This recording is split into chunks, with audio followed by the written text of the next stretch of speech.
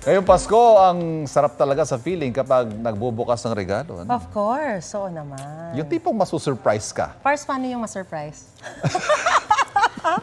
Atin natin lang yan. Paano kung ang surprise ng kaibigan mo ay isa palang Boracay trip? Aba, big time si Naku, friend, ha? yaman. Malakasan, ha? Yan ang paandar ni Trevs sa tropa niyang si John.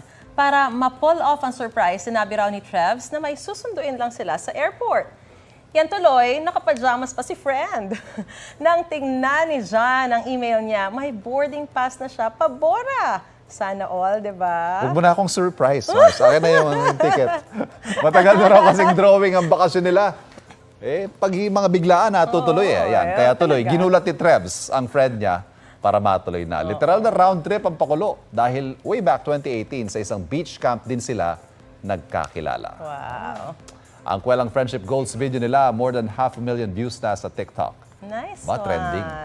Ikaw, Aubrey, huwag mo Saan na ako kaya tayo surpresahin. makakakuha ng friend na ganyan? No?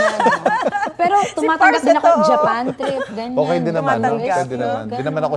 Pero Hindi ako choosy. choosy. Sana may paklu para hindi naman tayo nakapajama. Oo nga. Ayan.